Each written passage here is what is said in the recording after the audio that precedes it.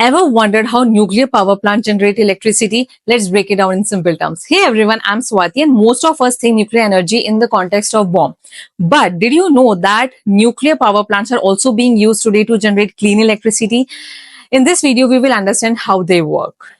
So, at the heart of the nuclear power plant is the reactor. And inside the reactor, uranium atom splits in a process called fission, something we have already discussed in our previous video. And when these atoms split, they releases large amount of heat energy.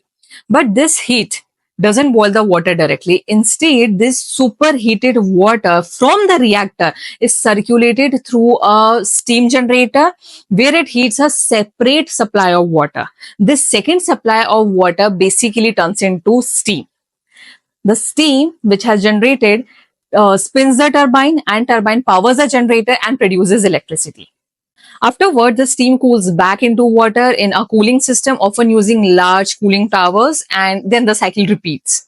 So basically, it is a process in which a fission happened, then heat releases, then it turns into steam, and then spins the turbine and generate electricity. In short. Now, you might be wondering, if all this is happening inside a reactor, then how does the radiation not escape, and how do the workers there stay safe?